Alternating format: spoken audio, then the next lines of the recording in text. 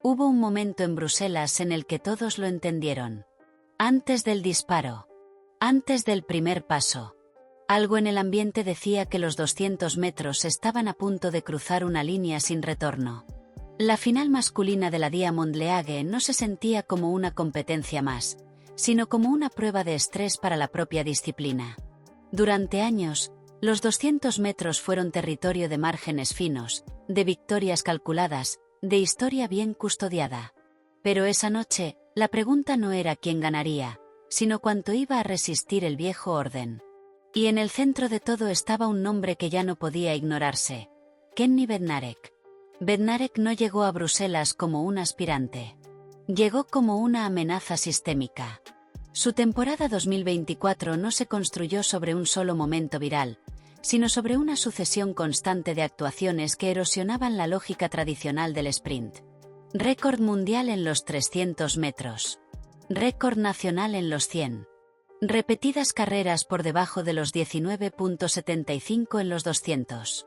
Y, como pieza final del rompecabezas, un parcial de 43.4 segundos en el 4x400 que dejó a más de uno en silencio.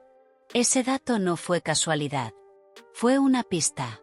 Bednarek no solo corre rápido, aguanta rápido. Su cuerpo no colapsa donde otros empiezan a pagar el precio. Y en una prueba como los 200 metros, eso cambia absolutamente todo. Ya no se trata solo de acelerar, sino de sobrevivir al ritmo que tú mismo impones. Pero incluso los dominadores tienen grietas. Tras los Juegos Olímpicos, sus primeras carreras de 200 metros no fueron devastadoras. Fueron humanas. Y en un deporte tan cruel como el sprint, eso basta para que las dudas aparezcan. ¿Había alcanzado su techo? ¿Estaba gestionando demasiadas distancias? ¿Podía seguir sosteniendo ese nivel bajo máxima presión?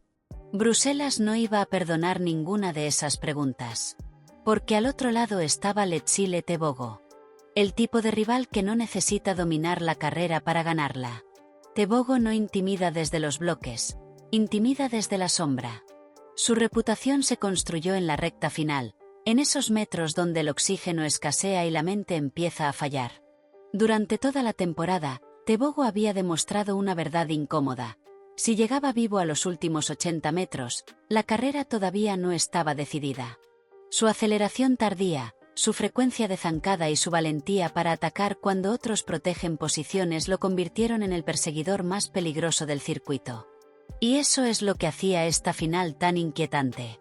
No era solo velocidad contra velocidad. Era control contra amenaza. Disciplina contra caos. Un atleta que quiere dominar la carrera desde el primer paso contra otro que vive para destruirla en el último suspiro. El resto del campo tenía nivel, talento y ambición, pero la tensión gravitaba en torno a ellos dos. Cada conversación previa, cada análisis, cada mirada desde la grada apuntaba al mismo núcleo. Esta no era una final cualquiera. Era un examen psicológico. Cuando los atletas se colocaron en los bloques, nadie respiraba con normalidad. Porque todos sabían que no estaban a punto de ver una carrera más de 200 metros. Estaban a punto de ver si esta distancia todavía obedecía a las reglas conocidas, o si alguien estaba listo para romperlas definitivamente. La respuesta no tardaría en llegar. Y cuando llegó, ya era demasiado tarde para volver atrás.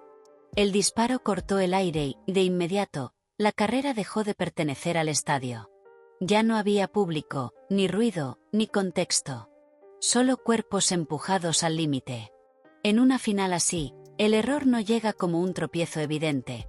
Llega como una decisión mal tomada en una fracción de segundo. Y Kenny Bednarek lo entendió desde el primer paso. Su salida no fue violenta, fue autoritaria. No buscó sorprender, buscó colocarse. Cada zancada estaba alineada, cada transición pensada. Mientras otros velocistas parecían correr contra el reloj, Bednarek corría contra la carrera misma, tratando de controlarla antes de que se volviera salvaje. En la curva apareció la primera grieta para el resto del grupo. Bednarek empezó a separarse sin dar la sensación de esfuerzo. No fue una explosión, fue una presión constante, casi incómoda. Ese tipo de ritmo que obliga a los demás a acelerar antes de tiempo, a gastar energía cuando todavía no deberían. Y en los 200 metros, gastar de más es una sentencia diferida. Justo detrás, silencioso pero peligrosamente cerca, avanzaba Letsile Tebogo. Su carrera parecía incompleta, como si le faltara una parte. A propósito, Tebogo no se desesperó. No intentó seguir el ritmo impuesto. Sabía que su carrera no se ganaba ahí. Su verdadera arma todavía estaba guardada. El paso por los primeros 100 metros fue el primer golpe psicológico. Bednarek cruzó alrededor de los 10 y 23 segundos. Un parcial brutal, casi una provocación. Ese tiempo no solo marcó la carrera, la condicionó. Le dijo a Tebogo que no habría paciencia, que no habría margen para esperar demasiado. El ataque tendría que llegar antes, o no llegaría. Y entonces la carrera empezó a cambiar de textura. Al salir de la curva, Tebogo activó el plan que tantos temen. Su frecuencia aumentó, su postura se elevó, su braceo se volvió agresivo. No fue un ataque caótico, fue calculado. Durante unos metros, la diferencia se redujo.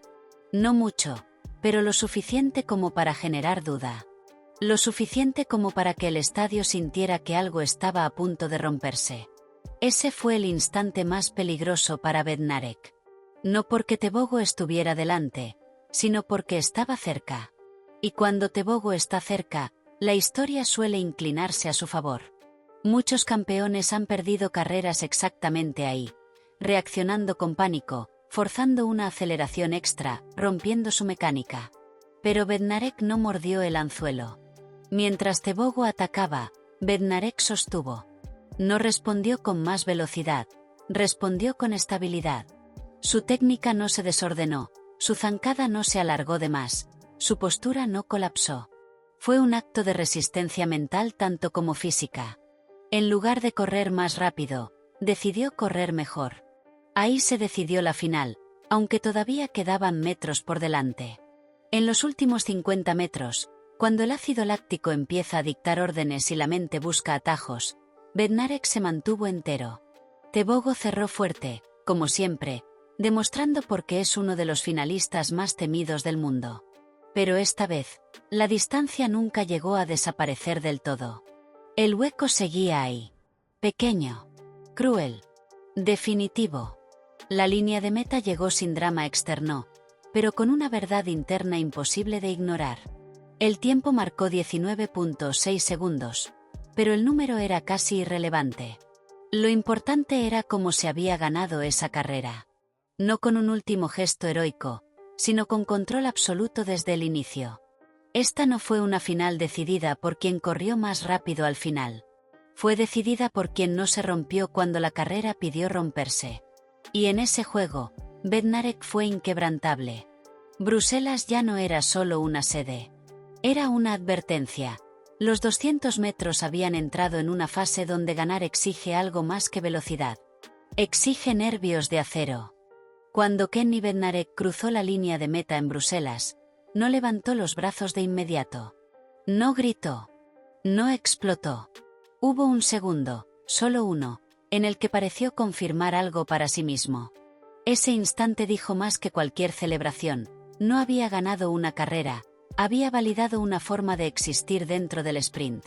Porque lo que ocurrió en la final de los 200 metros de la Diamond League no fue una sorpresa. Fue una confirmación incómoda. Bednarek no llegó a ese 19.6 segundos por inspiración, sino por acumulación. Por repetición. Por una lógica interna que ya no depende del rival, ni del escenario, ni del contexto.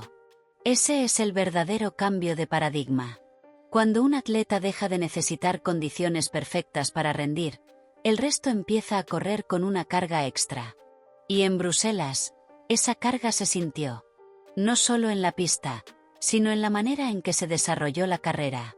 Bednarek impuso un ritmo que no pedía permiso. Y cuando haces eso, obligas a todos los demás a correr fuera de su zona de confort. Ahí aparece el contraste definitivo con Letsile Tebogo. Tebogo volvió a hacer lo que mejor sabe: cerrar, presionar, incomodar. Su final fue feroz, lleno de intención y valentía. Pero esta vez, no bastó. Y eso es lo que cambia la narrativa. No porque Tebogo fallara, sino porque se encontró con alguien que no se descompuso. Durante años, Tebogo ha ganado carreras en el mismo punto exacto, cuando el líder duda, cuando la técnica se rompe, cuando el cuerpo entra en pánico. Pero en Bruselas no hubo pánico. Hubo control. Bednarek no reaccionó al ataque, lo absorbió. Y cuando un ataque no genera reacción, pierde su poder. El dato histórico terminó de sellar el mensaje. Bednarek se convirtió en apenas el segundo atleta capaz de correr por debajo de 19,75 segundos 5 veces en una misma temporada. Esa cifra no impresiona solo por su rareza, sino por lo que implica fisiológica y mentalmente. Significa sostener un nivel que la mayoría solo alcanza una vez en su vida, y hacerlo de manera casi rutinaria. El premio económico, los titulares y el trofeo son secundarios frente a lo que realmente se movió esa noche: la percepción. A partir de Bruselas, los 200 metros dejaron de ser una prueba donde bastaba con guardar algo para el final. Ahora exigen presencia total desde el primer metro. Exigen precisión. Exigen sangre fría. El resto del podio confirmó otra realidad inquietante. Tiempos cercanos a 19,8 segundos ya no garantizan dominio. Apenas aseguran supervivencia competitiva. La disciplina se ha vuelto brutalmente honesta.